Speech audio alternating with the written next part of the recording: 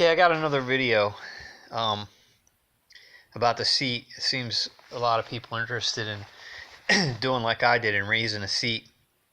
And I had done an earlier video where I used a PVC in the front and I had a piece of PVC in the back. And what I found out was the angle was a little too steep, and then it ended up hurting my back. And I needed to raise the back up, the back part here up higher.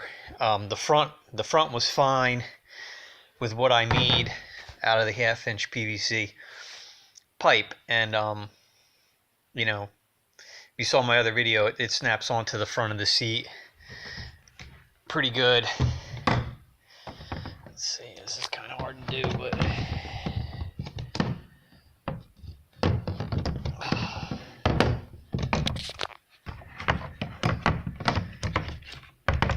okay, so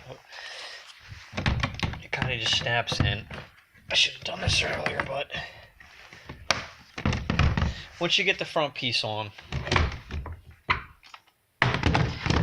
and you put it in the front in the second position, got a new phone. It's not as good as the old one, but anyway, works the same. And that's really steep for a recline, so you have to get the back up. So here's what I did for the back, and it was pretty simple. I took a piece of 2x4. Let's see if I have a tape. Should have got this done earlier. Alright, so this 2x4 is 13, about 3/4. And I just took a piece of molding, and you can use anything, and I put it on the back just to create a ledge. And that's just to keep the back of the seat from falling off the back of the 2x4 when it's in its position. Because you'll see it's going to sit right in here, and that ledge will keep that seat from going back too far, going off the edge of the 2x4. So, I mean, whatever you have that you can use to make a ledge that's, I don't know, what was it?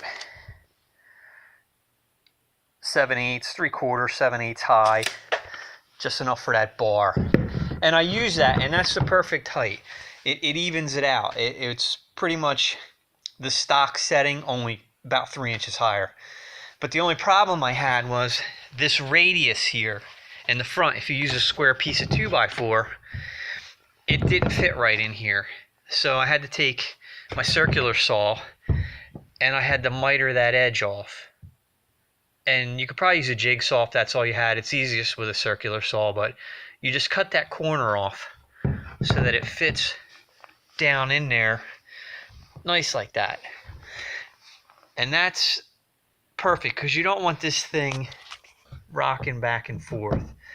And it's secure now with that radius cut out, that it sits all the way down here and not a little bit up if it was square, which is perfect. So I've been using it this way, and it's great. There's no issues with my back. Everything is nice and even. I actually caught a 6-pound bass in the raised position, and never even thought about, stability, like I was going to flip over or anything like that. So I think I finally got it exactly how I wish they would have made it, honestly.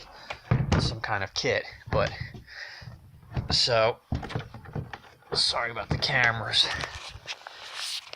But you got your front that you lock in, the same. You can put it either through here, or you can put it up here if you think it's more secure. I mean, it'll reach both ways. I just usually put it in the bottom. And same thing with the back. You just hook it up like it's originally supposed to go. All the bungees fit, and that gives you, as you can see, about a 6-inch raise off the boat, which is great. I was out today crabbing with it like this, and it's perfect. Now, you have to be careful. The only thing is, if you scoot yourself up and sit on the front edge of the seat, there is a possibility that it will come forward. I mean, it will go forward. It won't go back at all, but it will go forward. So, I mean, it can happen. This piece here, it kind of just swivels back and forth. So, that's, that's one drawback to it. It's not as secure as it is, stock. But the trade-off, I feel, is worth it because, I mean, how often do you scooch forward in your seat? Usually, if I need to get up front, I just kneel down in here anyway. The boat's stable enough. I just put my knees down here and get what I need to get out of the front. But anyway, so that's working for me. Hopefully, this helps somebody else out that's looking to do the same thing. You can see how it sits right there. And it won't go back. So